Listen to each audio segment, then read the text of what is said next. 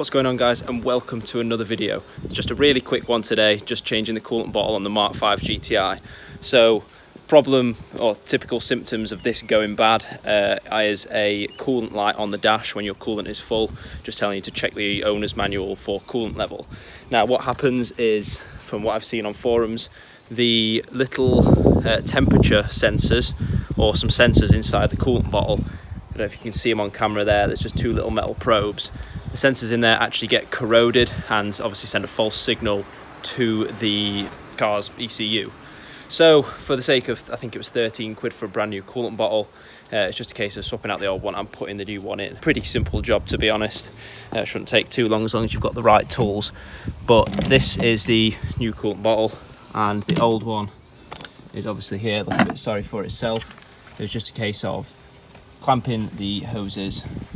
There's one here and one just down there. So obviously pull off those hoses, take off the clip here, pull out this pipe here that connects into this clip, unscrew your washer fluid reservoir just so you can move that out of the way and actually wiggle this out. And then there's just two T25 Torx bolts down the back there. So what we'll do, guys, is we'll just drop onto tripod view. I'll just time lapse the whole thing and talk you through what I'm doing just bit by bit on tripod camera. So yeah, let's switch. And so, better get to it. There's honestly not really many tools needed for this job at all, so there's not really much point on showing you everything. There's just a 10mm socket to get off the little washer fluid reservoir here.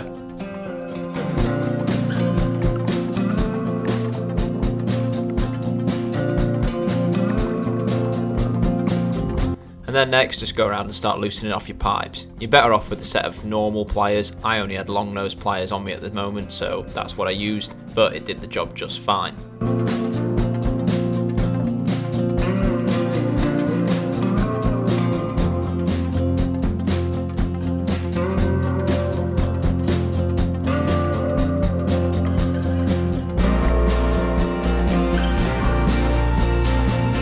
Then just get your T25 and just take off the two bolts at the back, nice and easy.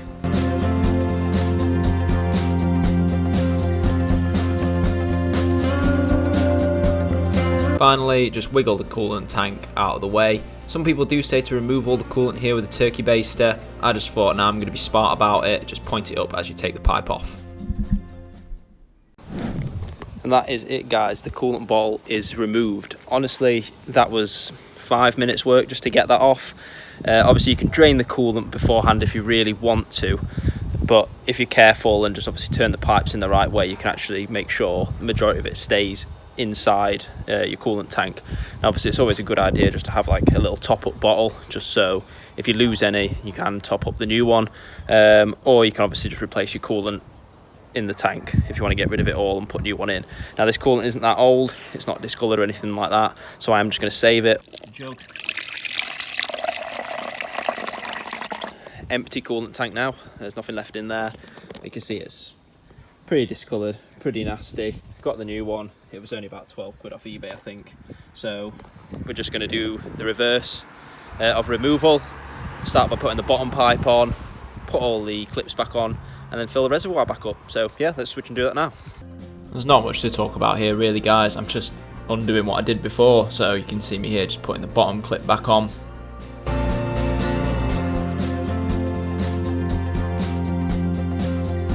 And then I'm just tightening up the T25s at the back again.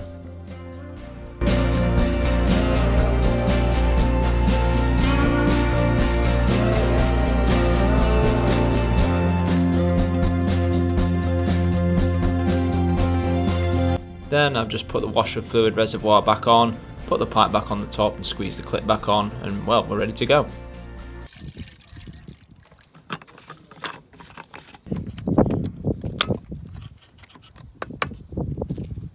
So that's all back together, coolant back up in between the minimum and maximum line. The only annoying thing with this new one is that cap doesn't quite line up straight. But you can actually just ignore this because really it just needed a bit more elbow grease. So the final step, just to make sure you've done everything right, is to just start the car up, let it run for a bit, get up to temperature, check that the coolant level stays exactly where it is, and then there you go, guys, job's a good one.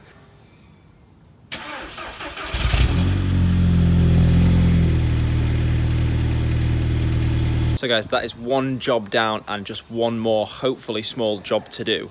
So let me show you exactly what happens. If I go into the car here, if we bang the keys in and press horn, nothing happens. I can hear it clicking, so it's not something on this side. But another common problem with these Mark 5 GTIs is the horns do go. Now, because of the way that they face, this may not be right, but I think the water gets inside them over time, corrodes the insides, and the connections inside the horns ultimately fail. So, I mean, a lot of people upgrade the horns at this point. They can put fog horns on and all sorts, because essentially all it is two little connectors. I've just kept it OEM. I've got two top brand horns from eBay, and these are actually kind of difficult to find, apart from going straight to Volkswagen. I think Volkswagen wanted something ridiculous, like 65, 70 quid for these two horns, but those ones from eBay I think were about 30 quid. So the OEM Mark 5 GTI horns have these little tiny connectors on, which the Mark 4 doesn't. And so when people buy aftermarket horns, fog horns or whatever, it essentially doesn't have this connector on. It just has two prongs inside it. I don't know if you can quite see them on the camera, but they are stuck just to the horn. And so people wire up the horn wires to them, and Bob's your uncle. If you've got a TDI or anything other than a GTI, you just have one. Don't ask me which one you've got, I cannot remember. But the Mark 5 has two, a high and a low tone, which is, you know, beep, boop, beep, boo, boo, bop, boo, boo, beep. Or something along those lines. Now, one of them is at each side. People say you should have to drop the bumper to get these horns out because it is a bit fiddly, but I have very small hands and I'm just going to try it without. Fortunately, the Mark 5 has aftermarket grills in, which I did not put in. Now these are gloss black and a bit flaky with the paint on in certain aspects, but the good thing with aftermarket is it should come out easy. So if I just yeah, okay, so we're nearly there already. What I'm going to do, guys, is I'm just going to put it on the tripod and pull that out and see if we can see the horn behind it. So let's switch. So my grills are actually held in with a crosshead, not something you usually see on a Volkswagen, but hey ho. So that's one grill out, and if we get the camera into here, I've got the flash on so you can clearly see the horn is just here. Which, to me, that actually doesn't look hard to get into at all. So, I think it's just a case of getting rid of this one bolt on the top here, and then there's a clip somewhere around the back, which might be the fiddly part, but I'm going to have a go and then I'll tell you what I've done and then we'll repeat on the second one. So guys, I actually just got a 13mm, which may have actually been Imperial, because 13 is obviously an odd size, onto the top of the horn, unscrewed that, and then it's just fallen out. But you can see what I have done. Because the old horn actually broke, I had this spare one lying about from an old car. We actually just spliced in the wires here into the OEM connector at the end here and just put a bit of electrical tape around it just to get us through till I got the new ones. That has obviously failed, not miserably because it did work for a little bit, but it's gone. It's just a case of getting rid of all this tape here, getting the OEM connector visible again and plugging the new one in, and hopefully that will work. It's really hard to see on camera, so there's not really much point in me filming doing that, but yeah, it's going to be completed in 3, 2, 1. And there it is, all bolted up. Now, I'll be completely honest with you guys, I have no idea what these were for. Someone in the comments would probably say, oh, they were really important, they're supposed to space something off or something. But they weren't on the old one. They weren't on the old one when they actually came off. Obviously, this is a replacement, but it wasn't on the old one when they came off. I mean, at the end of the day, guys, it's a horn. As long as it works and it makes a loud noise, who cares? The clip is on, the nut is on. So I'll just check that that works before I go and start on the next one or put all this one back together. Oh, moment of truth. Hey! Sorted. So that is one horn working. Now it's on to the second one. That sounds quite high pitched, so I think that is the high tone one. Who knows? I don't even know what side they're supposed to go on, but they both have the same connectors, they both have the same fittings, so to me it doesn't really matter. But yeah, one horn works, which is great. I'm going to put this back together and just get on with the next one.